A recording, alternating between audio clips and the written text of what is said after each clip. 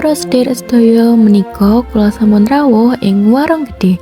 Satunggaling warung ingkang misuwur kaliyan rasa pangananipun ingkang jedul lan damel pangangen-angen. Kados pundi? Sampun penasaran? Monggo lenggo rumiyin kita badhe nyobi lan ngolah sesarengan.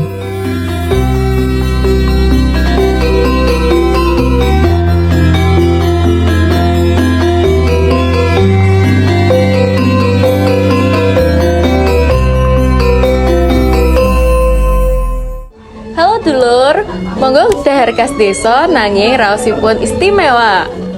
Sumawur cahya lintang asri rinengga ing awang-awang. Sego dadar lodeh nyajiaken sego putih anget dipun taburi bawang goreng ingkang wangi, dipun iringi lodeh santen ingkang gurih lan nyeksek. Kuahipun kental, rempahipun kathah ingkang dadosaken rasa makin jero. Ora namung niku, wonten ugi dadar endhog ingkang krenyes ing Jawa, lembut ing jero, lan gadahan rasa gurih ngewangi sego langkung nikmat. Lan mesti teh anget manis kangge nutup daharan maringi rasa adem lan nyaman.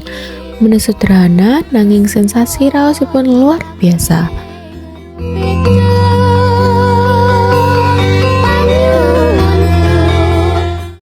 Halo sedherek sedaya, sampun siap nyicipi rawon khas Tuban ingkang boten namung legendaris nanging ugi disajikake kanthi cara sing unik. Dinten nika kula badhe nyicipi rawon ingkang dipun dhahar kanthi cara tradisional yaiku ngginakake godhong jati. Dadosake sensasi mangan sing langkung alami lan khas. Halo dulur-dulur kabeh. Dino iki aku bakal nyoba salah sawijining kuliner khas Jawa Timur sing legendaris, yaiku rawon. Saka tampilane wae wis ngundang selera banget. Dadi, ayo tak critakne kepiye rasane. Wektu rawon iki disuguhake, ambune rempah-rempah langsung nyamber irung. Ana wangi bawang putih, lengkuas, lan kluwek sing khas banget. Kuahe kentel nanging tetep enteng, warna ireng pekate nggawe tambah ngiler. Apa meneh nganggo tambahan toge lan irisan bawang pre. Wah, makin mantep. Suapan pisan rasane jos gandos. Kuahe gurih banget, rempah-rempahe krasa nanging ora nyelekit, pokoke pas banget deh. Daging sapine empuk pol nganti ora usah dikunyah suwi.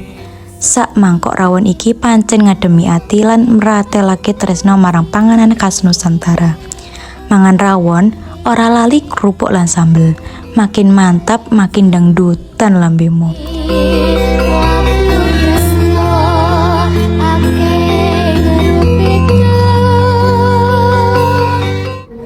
Halo dulur, menika kula badhe ngicipi daharan khas Jawa ingkang kondang, bebek goreng kalian urap lan es degan ingkang seger banget. Bebek urap punika daharan ingkang ngewehi selera. Daging bebekipun empuk, ulamipun meresep bumbu. Langkung-langkung dipanggang mawi rempah-rempah ingkang ambangun selera. Urapipun saged damel tambah enak, awit sayur-sayuran seger dipun campur mawi parutan klapa ingkang gurih. Rasane sarwa campur, ana legi, asin, pedes, lan gurih, dados saklor. Es deganipun minuman ingkang nyegeraken, deganipun seger, es-esanipun adem, saengga nalika dipun wunuhaken raos seger ngambah dada.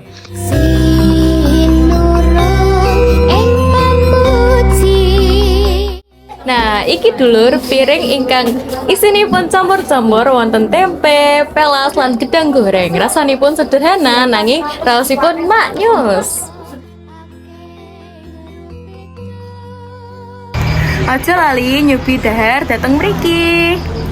Mugi saged kepanggihan malih.